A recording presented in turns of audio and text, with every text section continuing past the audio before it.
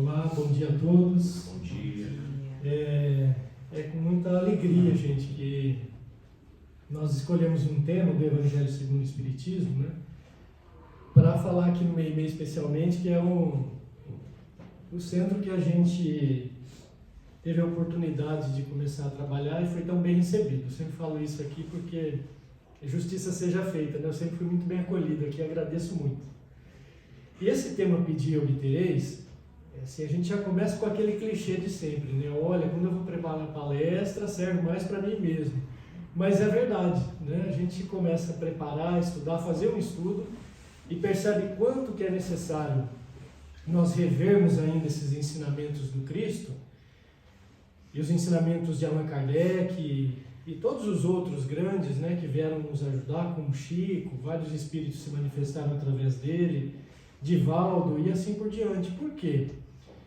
E por que a gente sente isso, né? De que precisa tanto rever, ou tem a sensação que já viu em algum lugar, ou um aprendizado novo. Né? As três coisas, normalmente, elas se misturam. Porque são espíritos muito elevados, né? Que trazem essa atmosfera, vêm com essa missão realmente, de alguma forma, de nos acolher, de trazer um refrigério para a nossa alma. E quando a gente está nesse turbilhão de aflições, problemas ou queixas ou algo assim, sempre que nós nos conectamos com esse tipo de leitura, de aprendizado, é questão de segundos. O nosso pensamento ele começa a se modificar e no final da lição, às vezes, aquilo que estava o peito meio apertado, a gente já percebe uma pequena diferença. Pode ser que imediatamente, dali 5 minutos após a lição, a gente já, né, seja novamente rebaixado no padrão vibratório por uma série de razões que eu não vou entrar aqui no mérito. Mas isso é fato. Por isso a importância, às vezes, a gente fala, olha, tem dia que eu leio 3, 4 lições e tem dias que a gente esquece pela correria. Mas por que ler assim, repetidamente essas lições? É justamente para isso, para mudar padrão vibratório, né? E como pensamento, e esse capítulo é o capítulo 27 do Evangelho segundo o Espiritismo, é o último antes né, da coletânea de preces, a parte final dele, já pulando um pouquinho, é em relação ao pensamento. Porque prece é pensamento, né? Então nós estamos falando disso aqui, de padrão de pensamento, quando a gente é onda, né, emissão. E por onde se propaga isso? Allan Kardec faz um paralelo com o som, né? Então se propaga no ar, mas que a nossa onda mental, essa prece que a gente faz para pedir algo, ela se propaga nesse fluido cósmico, que preenche tudo, que está em contato conosco o tempo inteiro, que vem de onde? Vem da divindade, que é a nossa criação. Por isso nós nos sentimos, às vezes, conectados com essas coisas, independente de religião, independente de achar que é mediunidade, ou não, ou que seja, né? Mas a gente quando entra em oração, em prece, a gente se conecta com algo diferente, nem que seja para falar conosco mesmo. Às vezes a gente acha que está falando com a gente, e é conosco, né, como espírito milenar que a gente é, na carga evolutiva que a gente traz, mas muito provavelmente nós temos amigos ali também, né, nos intuindo nesse pensamento. E por que o pensamento, eu fui um pouquinho para frente para a gente voltar depois nesse Pedi e Obtereis, por que ele é importante? André Luiz, no livro Ação e Reação, ele traz informações para o Chico através do instrutor, do mentor Silas. E Silas comenta que o pensamento ele é mais rápido do que a velocidade da luz. Então a gente já né, vê como o nosso espírito tem uma capacidade intrínseca de desenvolver. Por isso que o Cristo falou, né, que quando a gente tivesse a fé do tamanho de um grão de mostarda, figurativamente a gente poderia falar para uma montanha, mova-se daí, que isso aconteceria. Porque entra nessa questão de fé, então tudo está interligado o tempo todo, né? Embora às vezes a gente não perceba muito bem isso, mas tudo está interligado. Então quando o Silas diz dessa velocidade do pensamento, ele também explica, né, para André Luiz, que é como se fosse um aparelho de rádio ou televisão, emitindo elétrons e captando elétrons. Então o pensamento, quando ele entra em contato com uma série de coisas, mas ele volta. Então o que é que ele explica para nós sobre isso? que nós somos emissores e receptores. O tempo inteiro. E onde é que ele explica isso? Ele explica nas chamadas formas pensamento. Então, o que a gente está pedindo, nós vamos obter de acordo com a nossa forma pensamento. Nosso padrão de vibração, né? E se a gente pensa o dia inteiro em coisas elevadas, qual que vai ser a nossa forma pensamento? Então, ele descreve que a nossa forma pensamento, ela normalmente gravita, vamos dizer assim, acima da nossa cabeça. E é lógico que a gente já tem isso, né? Desde criança, você olha num gibi, olha num desenho, sempre o pensamento ele tem uma nuvenzinha, né? Essa nuvenzinha vai estar branca, cinza ou até enegrecida, dependendo de como a gente está, né? Então isso é do coletivo comum isso. Então essa forma pensamento, por que ela é importante? Porque ele traz um fato muito interessante, eu não lembro que capítulo é exatamente, mas é sobre desencarnados, o final do... não lembro, acho que é 26 o capítulo. Está no livro Ação e Reação, que é a psicografia de Chico Xavier pelo espírito André Luiz. Então ele explica isso naquele capítulo, dizendo a respeito de uma senhora com muita aflição, que tinha formas pensamento e em formas de demônio, pós-desencarnar. E ele explica para André Luiz que aquelas formas pensamento que se originaram ali, não era de obsessão, somente, era dela mesma, era uma criação do pensamento dela ao longo da existência naquele momento. Então olha a importância, às vezes a gente fica pondo culpa só no obsessor, né, no espírito que... Mas não é, a gente está conectando com coisas que não nos elevam. E aí é óbvio que fica muito mais fácil de nós sofrermos influência. E eu digo por mim mesmo, né?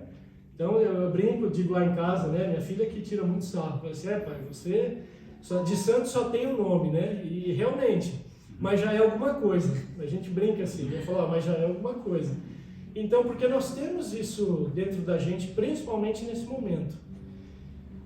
E nesse momento, o que é que a gente está pedindo, né? Quando Jesus disse isso lá, 2000 anos, né? Qual é a dificuldade, talvez, que nós estamos ainda tendo para o aprendizado? E quem não está tendo mais dificuldade, olha que bom, já fez essa transição, né? De estar aqui não para perturbar mais, mas para auxiliar. E se a gente está ainda transitando nos dois, tem dia que a gente perturba, tem dia que a gente auxilia, também já está bom. O problema é a gente ser renitente e permanecer ainda naquele espírito de perturbar, mesmo que inconscientemente. Então, ou a gente começa a entronizar esses ensinamentos do Cristo para nós, mas com uma fé sem pestanejar, né? E quando a gente pestanejar, fazer esse pedido e orar, mas pedindo isso do fundo do coração, ou a gente corre o risco de terminar essa existência, talvez sem fazer essa transição que é para nós em primeiro lugar. E aí não é egoísmo, né, gente? Não é egoísmo. Mas tudo isso vai refletir no coletivo, né? Então, se a gente consegue se equilibrar e fazer essa transição, isso vai refletir com quem nós nos relacionamos, né? O vizinho, se a gente mora sozinho, os familiares da nossa família, pai, mãe, irmãos, se a gente mora nessa família ainda, ou se nós já criamos a nossa família nesse momento, né, dentro do nosso lar. Então, isso pode parecer autoajuda, não é autoajuda? Isso é muito sério. A gente parar todo dia e pensar, o que é que eu estou fazendo aqui? Quando é que eu vou pensar, eu já resolvi questões de trabalho, já resolvi questões de profissão, já resolvi algumas outras questões, e agora, né? Quando é que a gente vai ter o tempo para pensar, o que é que eu estou fazendo aqui? Como espírito. Porque a matéria e o dia a dia nos embota muito. E é natural que isso aconteça. Nos trava às vezes, né? Eu estou dizendo porque a gente acaba de fazer a palestra aqui, passa ali o cara já, o Marcelo Senedo, a gente conversa muito sobre isso. Porque a mesma dificuldade que ele tem no trânsito, eu também tenho, acho que talvez a maioria de nós, né? E aí no trânsito já acontece um probleminha, eu já saio do meu padrão vibratório aqui da palestra, do estudo que eu comecei a fazer há mais de uma semana. Então, olha como ainda isso é muito forte na gente, né? E quando a gente começa a estudar o Espiritismo, é bom porque você percebe que esse embotamento também, em parte, é pelo nosso espírito estar preso na matéria aqui, neste momento. Né? E quando a gente se liberta, nós dilata a visão um pouco mais. Então, tem um livro muito bom, que é a psicografia do Chico Xavier também, que fala a respeito de um trabalhador, de Frederico Figner, né? Que ele põe o pseudônimo de Irmão Jacó, eu esqueci o nome do livro agora. E ele comenta, ele foi um trabalhador muito... Voltei. Obrigado. Voltei. Esse livro é muito instrutivo também. Né? Até esses dias eu estava pensando, eu preciso fazer uma mini palestra desse livro, fazer um resumo dele, porque ele é muito instrutivo para nós espíritas, que trabalhamos, né, procuramos esse caminho do bem, sempre vinculado ao Evangelho do Cristo. Mas qual é a condição na hora que a gente faz essa passagem, né? Que a gente já entendeu tudo isso, a gente sabe que vai fazer a passagem, a vida verdadeira é espiritual, nós somos espírito em essência, não é material, e que ele explica muito lá dentro de todo esse trabalho que ele fez, as dificuldades que ele teve. Ele é amparado pela filha dele, que se eu não me engano o nome é Marta, que recebe ele no plano espiritual, vai explicando várias coisas para ele também. E olha que era um homem muito estudado sobre a doutrina espírita, né? Então, todo mundo que vai desencarnar é assim? Não, não é. Mas é um livro assim, para variar, né? Fala que Chico Xavier é um presente para nós. A gente não consegue dimensionar... Consegue, né? Mas assim, é fantástico a gente ter tido Chico Xavier no mundo, né? Não é só... Então, é muita informação na obra dele, né? De todos esses grandes que nós estamos falando dentro da doutrina. Mas ainda há muito, né, para estudar e para nos elevar nesse aspecto. Então, sobre pedir e obtereis, falando desses espíritos e de Chico Xavier, né, que veio nos auxiliar, no livro Caminho, Verdade e Vida, na lição 66, olha o título que Emmanuel dá para a lição. Emmanuel, se alguém está vindo a primeira vez ao centro, né, é o mentor espiritual de Chico Xavier. Então, esse livro, por exemplo, é a psicografia de Chico Xavier pelo Espírito Emmanuel. E a lição 66, olha o título, Como Pedes? Então, Emmanuel aqui já dá uma ideia para a gente, né, de como a gente está pedindo, o que nós estamos pedindo, qual é a qualidade do que nós pedimos. E aí essa estruturação que Kardec já havia feito nesse capítulo, Pedir e Obtereis. Então, como sempre, nesses livros, nessa coleção Fonte Viva, Emmanuel vem explicar muito do Evangelho. É esse o objetivo dessa coleção. Muito do que o Cristo disse, que às vezes a gente não, só de olhar o trecho reportado no Evangelho dele, eu tenho dificuldade às vezes de interpretar, e Emmanuel vem e aquilo é uma luz no cérebro da gente, né? Com a interpretação que ele traz. Então, sempre que eu estou meio com dificuldade para entender, eu vou procurar para ver o que tem dentro desses grandes autores espíritas, né? E ele diz assim, ele recorta um trecho do Evangelho de João, capítulo 16, versículo 24. Diz assim, até agora, uma frase do Cristo, né, de Jesus, até agora nada pedistes em meu nome, pedi e receberei, para que o vosso gozo se cumpra. Jesus. Então vamos ver o que Emmanuel nos ajuda, né, a interpretar disso. Ele diz assim, em muitos recantos encontramos criaturas desencantadas da oração. É um puxão de orelha no bom sentido, né? Esse desencanto. Isso invade a gente às vezes, mesmo com todo esse recurso que nós temos, não é? Eu tenho dia que, assim, a hora que eu lembro, eu já não orei o que eu queria, ou eu começo a oração e não consigo terminar. Não sei se isso acontece com vocês, a gente inicia e não termina, e você volta e volta e volta, e erra o que você está falando, então precisa parar e tentar equilibrar de novo, né? A gente está sendo, nesse momento, o mundo está em transição desde sempre. Eu falo que uma das maiores transições é a vida de Jesus, né? Mas essa transição, essas coisas, essas aflições todas, elas nos prejudicam um pouco às vezes no pensamento. Mas vamos voltar aqui para a lição, né? Em muitos recantos encontramos criaturas desencantadas da oração. Não prometeu Jesus a resposta do céu aos que pedissem no seu nome? Olha a importância da fé, né? Muitos corações permanecem desalentados porque a morte lhes roubou um ente amigo, porque desastres imprevistos lhes surgiram na estrada comum. Entretanto, repitamos, o Mestre Divino ensinou que o homem deveria solicitar em seu nome. Por isso mesmo, a alma crente, convicta da própria fragilidade, deveria interrogar a consciência sobre o conteúdo de suas rogativas ao Supremo Senhor, no mecanismo das manifestações espirituais. Então a gente volta para isso, para o pedir, né? Qual o conteúdo? O que a gente está pedindo? O que Jesus quis dizer com peça em meu nome?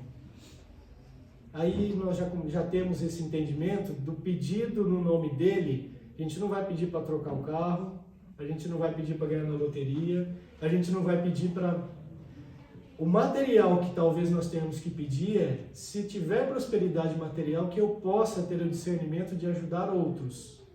Começa dentro do lar, se estende e assim vai. Que eu possa ser um mecanismo, né, de transformação nesse sentido. E às vezes, aquele que está com fome 3, 4, 5 dias, não dá para chegar a aplicar o evangelho nele. Primeiro ele precisa comer. A gente tem que ter um entendimento disso. Por quê? Eu nunca passei fome 3, 4, 5 dias. Mas eu acho que eu talvez voltaria para um estado um pouquinho primitivo. Porque atrás do almoço em casa eu já faço um bico desse tamanho. Olha o que é espírito atrasado, né? Então, eu começo a ficar quieto, já não responde, é só uma monossílaba, né? Então, e passar fome uma semana? Né? Como é que a gente julga um irmão desse? Tem um grande filósofo alemão que disse assim, que ética resiste à fome. Não que eu seja muito fã desse filósofo, né? Até porque era ateu, mas assim, isso é assertivo. Né? Vamos filtrar as coisas. Que ética resiste à fome. Ah, mas eu não passaria por isso, eu não posso falar. Se com muita fome, talvez eu não roubasse. Né? Assim, eu não sei ainda qual é a carga do meu espírito nesse sentido. Porque a gente só pode falar a hora que você está no meio realmente da provação. Então, são coisas para a gente pensar e como Emmanuel está trazendo aqui. Né? Então ele diz assim, olha, estará suplicando, continuando, né? Estará suplicando em nome do Cristo ou das vaidades do mundo? Faz uma pergunta, né? Reclamar em virtude dos caprichos que obscurecem os caminhos do coração é atirar ao divino sol a poeira das inquietações terrenas. Mas pedir em nome de Jesus é aceitar-lhe a vontade sábia e amorosa. Olha só, aceitação, né? Nosso espírito precisa prestar atenção nisso, nessa aceitação. Quando a gente faz a prece e conversa com ele, de alguma forma chega até ele, diz Allan Kardec nesse capítulo. Seja através do nosso anjo da guarda, dos espíritos chamados prepostos, como o Emmanuel gosta de colocar, mas isso chega até ele de alguma forma. Né? E que essa conversa que a gente faz, seja Jesus, dê o nome que nós quisermos, mas é esse estado de elevação. Quando a gente pede, né, nesse sentido, do que pedir, né? Por que Paulo de Tarso já quando Jesus aparece na entrada de Damasco e cega ele, a pergunta dele, né? Eu acho que, assim, quando eu vi aquilo lá, eu fiquei até constrangido de pensar em mim mesmo, porque quando a gente vai lendo o livro, hoje eu estou meio esquecidinho, viu, gente? Paulo Estevão, obrigado. Quando a gente vai lendo e chega nessa passagem, que vai, né, a gente vai entendendo, a gente já sabia aquilo, mas eu acho que eu não teria pensado em perguntar aquilo. Ó a transformação, ó como que essas coisas estão dentro de nós e de alguma forma vai aflorar, né, em determinado momento. Então, Senhor, o que queres que eu faça? Quando ele cai em si, né, do porquê perseguir o Cristo, né, um homem que só fez o bem, que só deu amor, que veio com esse exemplo, né, de misericórdia, que só curou. Então, por que perseguir os cristãos como ele estava fazendo? Né? E aí, no entendimento dele, o que queres que eu faça? E isso está alinhado com esses ensinamentos dessa lição de Emmanuel e outros. Né? Então, o que a gente aceita? Né? Ele está dizendo aqui, em nome de Jesus, é aceitar-lhe a vontade sábia e amorosa.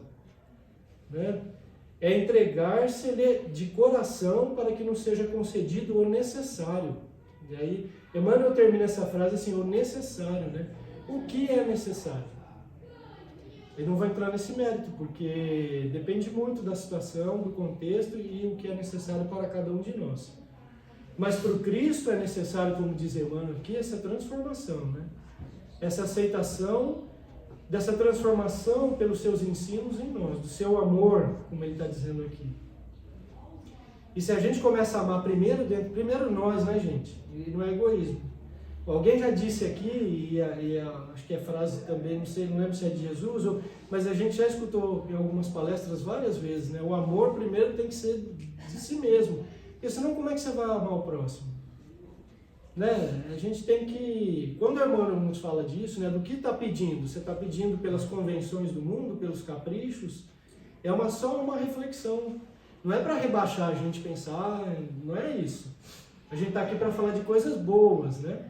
Mas ele chama a atenção nesse sentido, como um espírito, olha, acorda, né? O que você está fazendo aqui? Presta atenção, vai passar uma existência de novo sem pensar nessas questões que são suas primeiro? Resolva isso em você primeiro, porque naturalmente a gente atrai, volta no padrão de vibração, né? De pensamento. Então é necessário resolver para a gente primeiro, sim, não é egoísmo. Porque isso faz o nosso espírito dar esse passo, do quanto nós necessitamos. Por que a gente, né? Eu sinto muito uma necessidade de paz de espírito, então todos nós, às vezes sentimos, né, uma influência boa, e é um refrigério para a gente num dia que está difícil. E naturalmente a gente busca isso, né? E Emmanuel diz assim, olha, somente nesse ato de compreensão perfeita do seu amor sublime, o amor sublime do Cristo, né? Encontraremos o gozo completo, a infinita alegria. Então a gente entendeu esse amor infinito do Cristo, mas assim, de pensar profundamente, né? No que esse Espírito veio passar a ponto de ser crucificado e permanecer, como diz Emmanuel, braços abertos no madeiro de forma figurada. Ele está lá de braços abertos no madeiro esperando todos nós, né? Com uma paciência que é só dele mesmo. Eu falo, é só Jesus para aguentar a gente, meu Deus. Porque o tanto que a gente às vezes ainda reluta em não contribuir para o bem, né? Estou dizendo a humanidade de uma forma geral, não nós que estamos aqui já entendemos isso. Mas essa contribuição para o bem, fazia muito tempo que eu não assistia noticiário. Ontem eu coloquei no noticiário, eu desliguei em 5 minutos, gente. Ah, então você não quer saber o que acontece no mundo. Não, aquele tipo de notícia do mundo eu já sei que existe desde que o mundo é mundo. Mas rebaixa tanto o padrão de vibração da gente, né? E aí você vem pensando em formas de pensamento, no que você vê, capta, emite ao mesmo tempo, que assim, é impressionante. E nós vamos passar por isso, talvez mais ainda, mais esse assédio intensificado, né? Então a gente tem que estar fortalecido em quem? Fortalecido no Mestre, que é o nosso farol, é a nossa luz, né? E dentro desses outros todos que dispuseram da sua encarnação, do seu tempo, e são espíritos que insistentemente não desistem de nós. Então é importante estarmos fortalecidos nisso como espíritas, né? Outro dia alguém falou assim, mas o espiritismo, na população do mundo, o espiritismo tem a representatividade de 3% só e tal. Mas eu não empreendo esse tipo de coisa, né? Ou então, outro dia também, alguém falando, né? Mas Kardec disse que se espalharia como um rastro de pólvora e tal. Mas o espiritismo tem, 200 anos? Do sentido de Kardec ter estruturado, né? E as lições estão aí há muito tempo. O que importa isso para nós numa jornada milenar, né? No nosso espírito que é eterno? É o tipo de coisa que às vezes vem para atrapalhar um pensamento e não nos eleva a nada, não quer dizer nada isso, na verdade, né? Porque o Cristo mesmo, ele está esperando a gente de braço aberto, independente de rótulo. É a postura de ser cristão. E essa postura de ser cristão é o quê? É como as leis morais do Cristo, também sempre é dito aqui, é importante a gente relembrar. Emmanuel diz que as leis morais do Cristo, elas são universais. Já dá para entender que em tudo quanto é planeta habitado, por espírito e o que quer que seja, é a lei universal. Por isso é imutável. Quem consegue ir lá e mudar as leis que ele nos trouxe na sua base? Né? E o que é moral? Moral é a boa conduta. Simples assim. mas muito complexo, né? Moral é a boa conduta, então cabe para cada um de nós da forma que quiser, é para nós refletirmos, né? E finalizando essa lição, que é chamada como pedes, Emmanuel diz assim: observa a substância de tuas preces. E aí vem o título, né, da lição, ele pergunta: como pedes? Em nome do mundo ou em nome do Cristo? Os que se revelam desanimados com a oração, ele voltou lá no começo, na primeira frase dele, né? Confessam a infantilidade de suas rogativas. Então, para começar, nós já somos espíritos muito novos, né? Por isso que estamos ainda nesse planeta de provas e expiações, rumo à regeneração. Mas somos espíritos novos ainda, temos muito para aprender, né? Mas já entramos em contato com o Evangelho do Cristo. E isso é uma transformação imensa, né? Esse é o passinho que a gente deu para frente. Muito bem, entrando no capítulo então, gente, especificamente, né, que Kardec nos traz com esse título, Pedi e Obtereis. Ele é um capítulo, não é longo, né, mas tem muita informação, então eu fiz assim um resumo de pontos que são mais importantes, né, mas todos são importantes, mas para a gente poder otimizar dentro do nosso tempo aqui. A estruturação do capítulo, em subtítulos, é assim: qualidades da prece, onde Kardec então recorta trechos, né, do Evangelho de Mateus, Marcos e Lucas. Eficácia da prece, então uma sequência, né? Qualidades da prece. É tudo isso que Emmanuel já disse nessa lição dele aqui. A eficácia da prece, e por isso no começo nós falamos de pensamento, né? Ao que nós nos vinculamos quando estamos orando. A ação da prece e transmissão do pensamento. E depois ele coloca preces inteligíveis, que, né, nós não vamos entrar nisso. Da prece pelos mortos e pelos espíritos sofredores. E no final, geralmente é assim, né? Kardec recorta o trecho do Evangelho, ele faz uma reflexão sobre, e depois tem a instrução dos espíritos. Ele coloca como maneira de orar e a felicidade que a prece proporciona. Que é Santo Agostinho que dá essa mensagem como espírito lá no final. Então vamos ver esse trecho do Evangelho de Mateus que Allan Kardec separou nesse capítulo, né? Qualidades da prece, então. Diz assim: quando orardes, não vos assemelheis aos hipócritas, que afetadamente oram de pés nas sinagogas e nos cantos das ruas, para serem vistos pelos homens. Digo-vos em verdade que eles já receberam sua recompensa. Quando quiserdes orar, entrai para o vosso quarto, e fechada a porta, orai a vosso Pai em secreto. E vosso Pai, que vê o que passa em secreto, vos dará a recompensa. Não cuides de pedir muito nas vossas preces, como fazem os pagãos, os quais imaginam que pela multiplicidade das palavras é que serão atendidos. Estão muito presos à forma, né? Não vos torneis semelhantes a eles, porque vosso Pai sabe do que é que tendes necessidade, antes que lhe peçais. É claro que Deus sabe de tudo, né? Então está em Mateus, capítulo 6, versículos 5 a 8. O segundo que Kardec, eu falei, né, que era Mateus, Marcos e Lucas, o segundo trecho, que é do Evangelho de Marcos, diz assim: quando vos aprestardes para orar, se tiverdes qualquer coisa contra alguém, perdoai-lhe, a fim de que vosso Pai, que está nos céus, também vos perdoe vossos pecados. Se não perdoardes, vosso Pai, que estás nos céus, também não vos perdoará os pecados. Está em Marcos, capítulo 11, 25 e 26. Então, quando nos é trazido isso, né, esses dois trechos, é claro que é dito de uma forma muito enfática, né? Será que é capaz de Deus não nos perdoar, né? Mas isso a gente extrai de outras lições do Evangelho, que é quando Jesus disse para nós nos reconciliarmos com o nosso inimigo antes de sairmos daqui, né? Que ele figurativamente coloca como prisão, né? Então, esse se reconciliar é agradável aos olhos de Deus.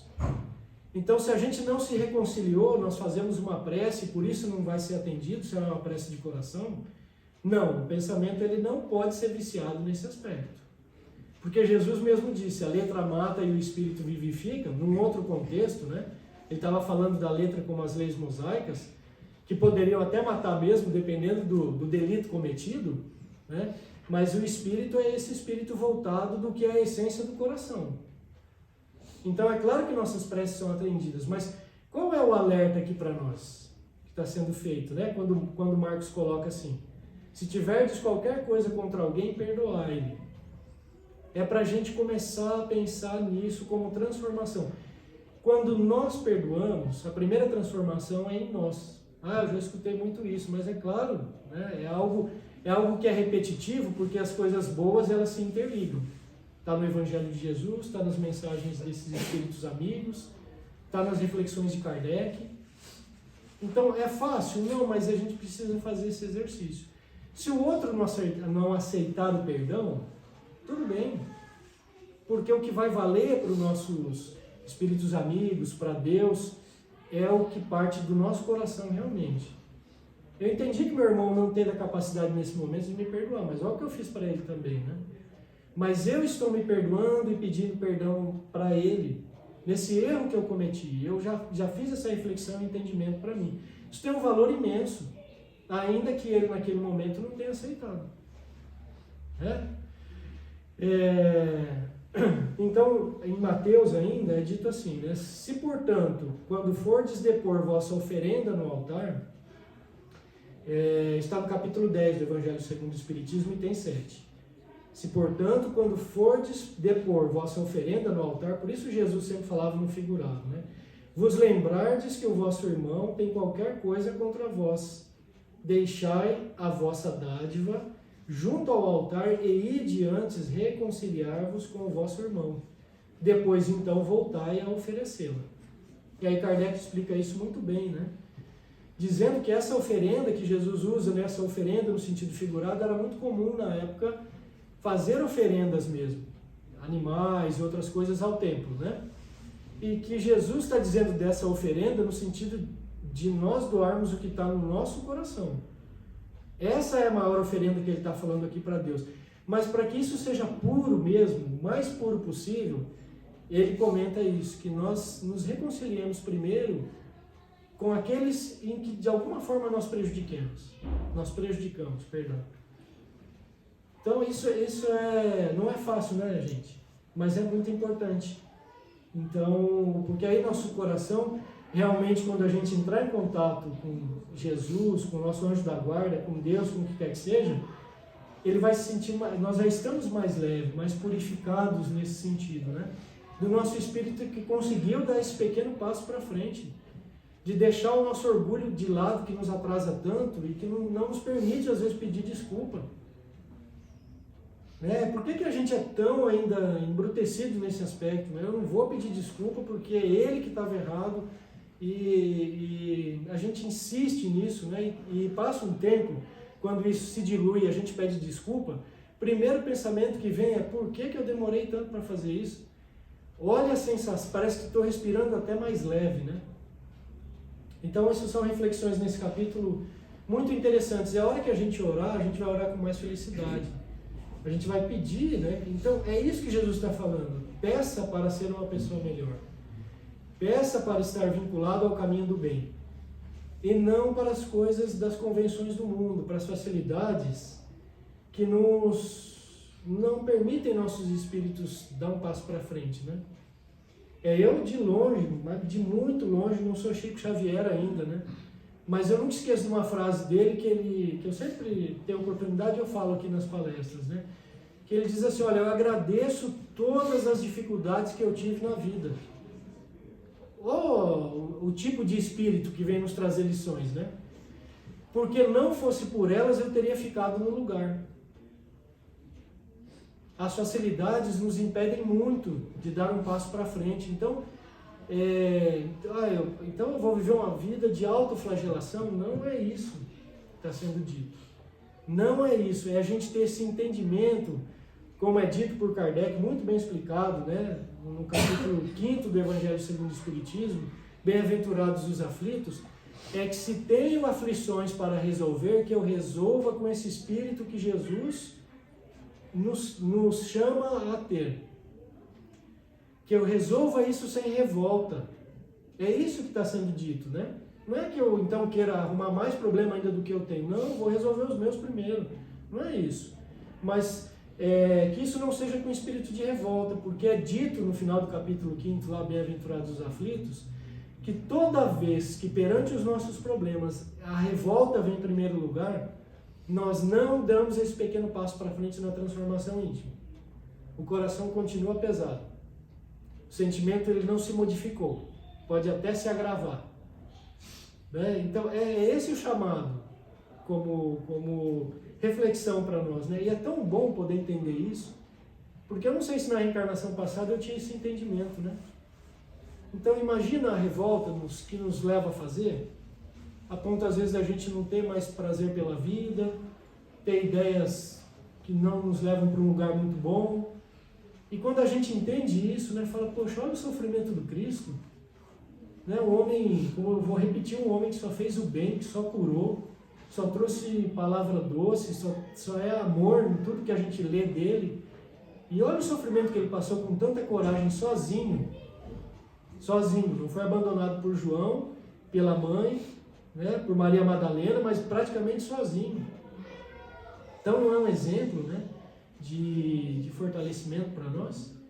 A começar no exemplo dele, né, como está sendo dito aqui, não é pelo material, é a transformação que a gente tem que pedir, espírito, transformação moral, a transformação individual, né, nesse aspecto. E a gente pensa que, quando ele disse, né, tome a sua cruz e siga-me, ele não falou, vou carregar a sua cruz para você, mas estou aqui para te amparar, mas a tarefa de casa é sua. Você tem que pegar a sua cruz e carregar. Você pode até dar um jeitinho, pedir ajuda para quem está do lado, mas vai ter que carregar. O que ficou, vai consertar na outra, né? Então, para mim, Jesus é muito a transformação que todos nós necessitávamos, né? Entre outras coisas. Então, dando continuidade, o outro trecho reportado, que são 3, né, que Kardec coloca no início do capítulo, está no Evangelho de Lucas, capítulo 18, versículos 9 a 14. E ele diz assim: também disse esta parábola a alguns que punham a sua confiança em si mesmos, como justos, e desprezavam os outros. Então ele vai contar uma historinha. Né? Assim, vocês vão ver aqui quanto que é da pessoa se achar especial na hora que está fazendo a prece, e o outro não, o outro é cheio de defeito. 2 homens subiram ao templo para orar. Um era fariseu, o outro era publicano. Então, publicano, fariseu, era, né, das leis judaicas, eles seguiam isso muito à risca, né? E o publicano era tido como um homem de má vida, vamos colocar assim.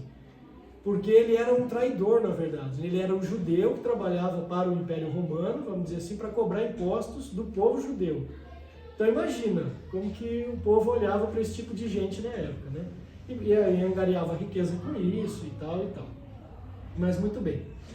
Ele diz assim: o fariseu, conservando-se de pé, orava assim consigo mesmo, abre aspas, meu Deus, rendo-vos graças por não ser como os outros homens, que são ladrões, injustos e adúlteros, nem como esse publicano.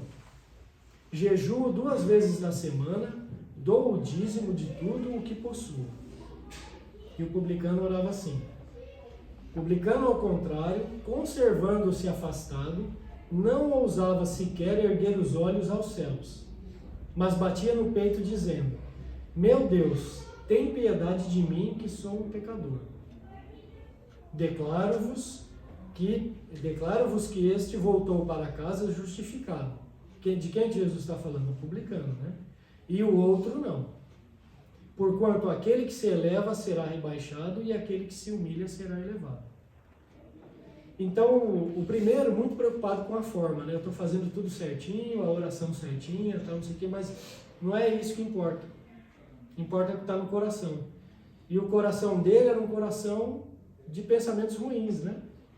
eu estou livre com Deus, mas eu estou julgando o outro o tempo inteiro, os outros são ladrões, injustos e adúlteros, olha esse publicano. E o publicano, até com vergonha, aparentemente é isso que Jesus diz aqui, né?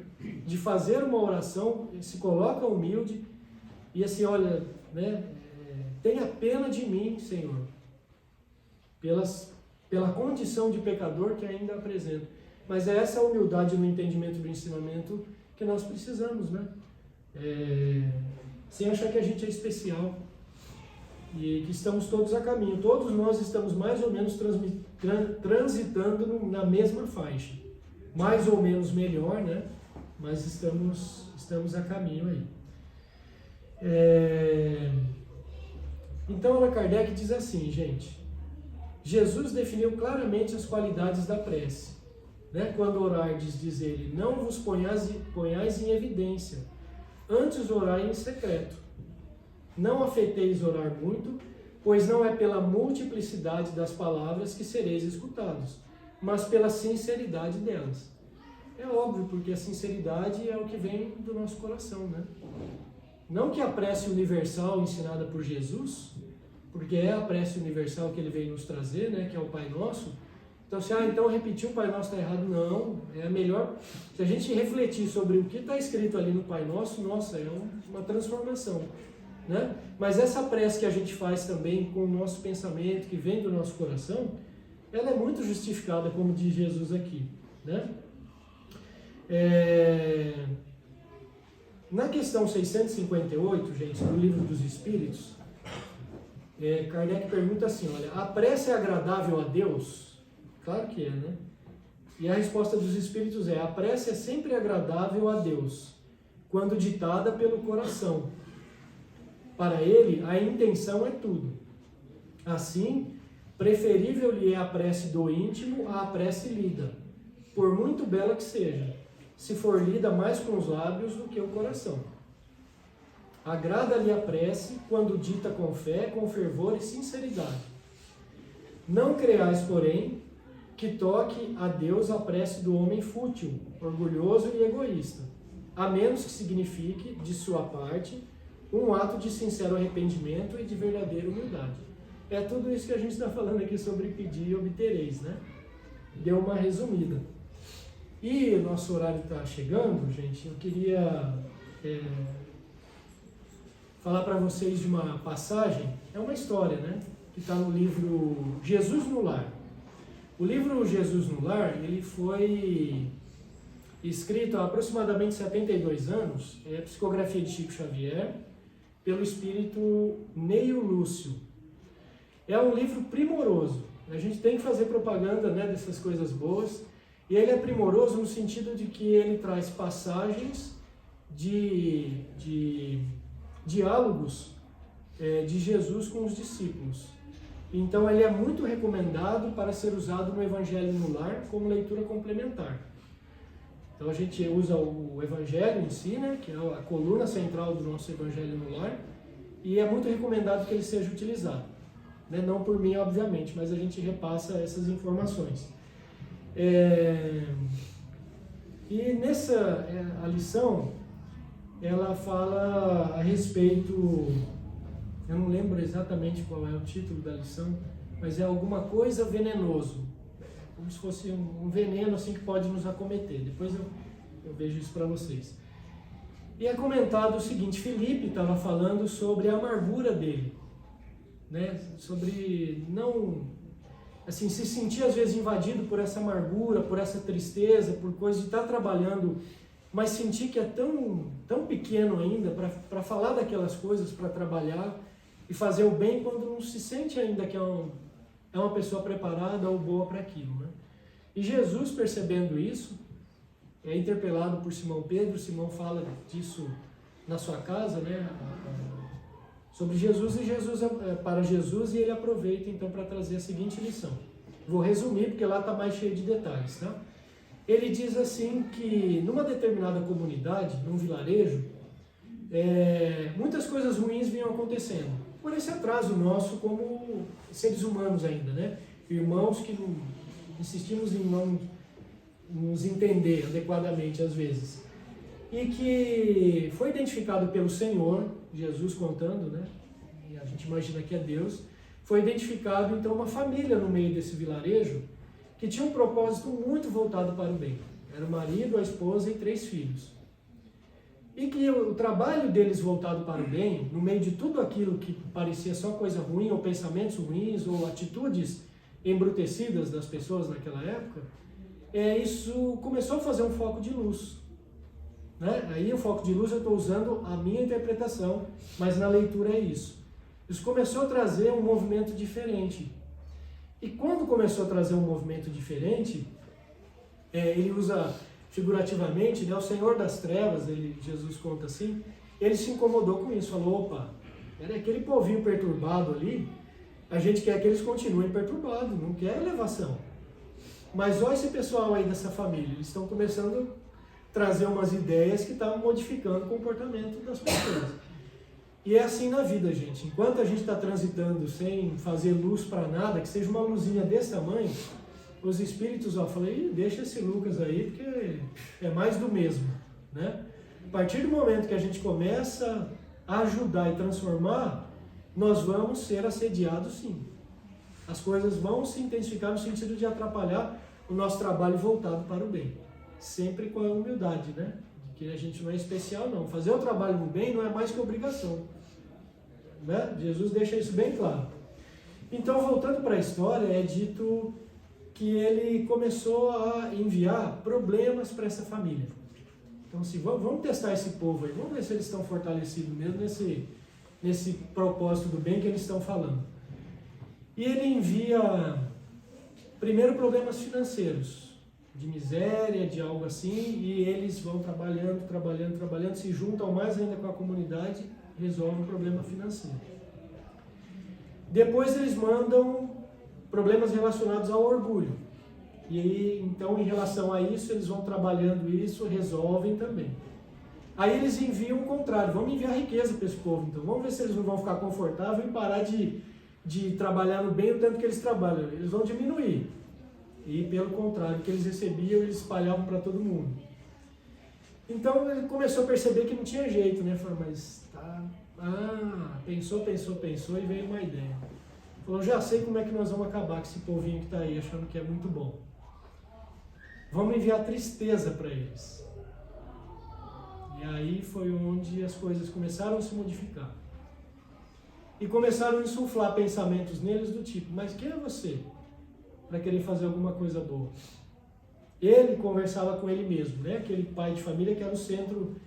Você está achando que você é quem? Para fazer algo, você acha que você é tão bom assim? Presta atenção. Olha o tanto de defeito que você tem. Isso vai de encontro com o quê? Com a amargura e a tristeza de Filipe, do começo Por isso Jesus veio ensinar, né? E eles começam, infelizmente, a acatar esse pensamento, o pai de família. E ele vai diminuindo suas forças, vai diminuindo seu trabalho. Fala, realmente, quem sou eu para ir lá falar de coisa boa para alguém? Tem uma palavra amiga, olha o tanto de pensamento ruim que eu ainda tenho. E ele vai entrando nisso a ponto de cair na cama e não querer levantar mais para o seu trabalho, para comer. E então ele é vencido. Depois que ele é vencido, né? A mulher também, aquela força que o marido trazia dentro do lar, que ele é que puxava todo mundo para desenvolver o trabalho, começam a se sentir mais enfraquecidos, entra no mesmo turbilhão de pensamento, entra na mesma amargura e tristeza, e os filhos, e assim por diante o trabalho ele é desfeito. Né? Então, quando Jesus termina essa lição na casa de Simão Pedro, Filipe entende completamente o ensinamento. De que não importa os nossos defeitos, não importa se a gente acha que não tem condição para fazer, tem que fazer. Se é para o bem, tem que fazer.